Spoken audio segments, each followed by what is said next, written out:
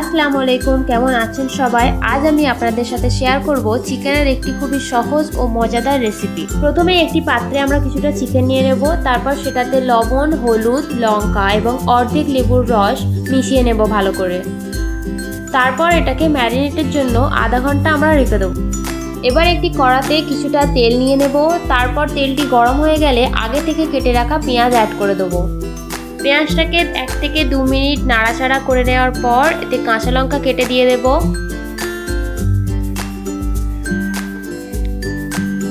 এবার এটাকে ভালো করে মিশিয়ে নেব। তারপর অ্যাড করে দেব আদা রসুন বাটা। এটাকে ভালো করে মিশিয়ে নিতে হবে। এইভাবে ভালো করে 2 থেকে 3 মিনিট নাড়াচাড়া করার পর এবার সমস্ত রকম মশলাগুলো অ্যাড করে দেবো। প্রথমেই দিয়ে দিলাম লবণ, তারপর দিয়ে দেবো হলুদ গুঁড়ো, এবার লঙ্কা গুঁড়ো, জিরে গুঁড়ো আর ধনে গুঁড়ো অ্যাড করে ভালো করে মিশিয়ে নেব। এটাকে ভালো করে মিশিয়ে নেওয়ার পর এতে সামান্য জল দিয়ে এটাকে রান্না হতে দেবো। যতক্ষণ না আদা রসুন আর মশলার কাঁচা গন্ধটা চলে যাচ্ছে এটাকে ভালো করে আমরা রান্না করে নেব।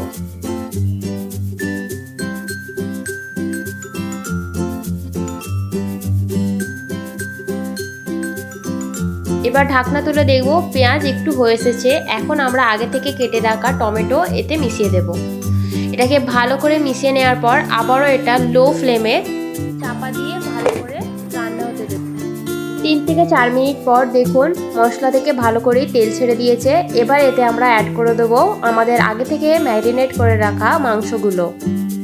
এক এক করে আমরা সবগুলো অ্যাড করে দেবো এবং ভালো করে মশলার সাথে এটাকে মিশিয়ে নেব।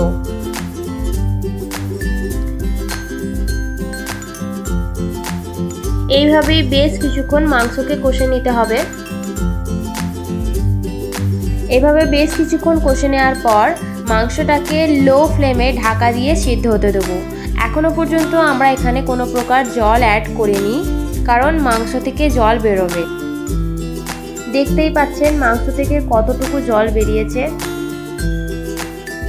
এবার এতে আমরা কিছুটা মটরশুঁটি ছাড়িয়ে মিশিয়ে দেব। এখন সামান্য পরিমাণে জল মিশিয়ে ঢাকা দিয়ে 10 মিনিট রান্না হতে দেব। 10 মিনিট পর মাংস পুরোপুরি রান্না হয়ে গেছে। এবার এতে আমরা কিছু ধনেপাতা অ্যাড করে দেব।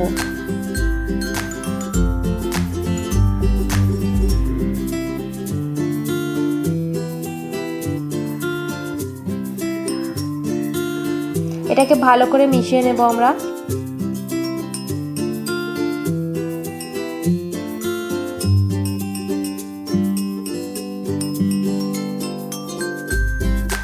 এবার মিশিয়ে নেব গরম মশলা। গরম মশলাটাকে ভালো করে মিশিয়ে 2 থেকে 3 মিনিট নাড়াচাড়া করলেই আমাদের খুবই মজাদার চিকেন কষা রেডি। আশা করছি ভিডিওটি আপনাদের ভালো লেগেছে। ভালো লাগলে লাইক করবেন, শেয়ার করবেন আর হ্যাঁ, চ্যানেলটিকে অবশ্যই সাবস্ক্রাইব করে দেবেন।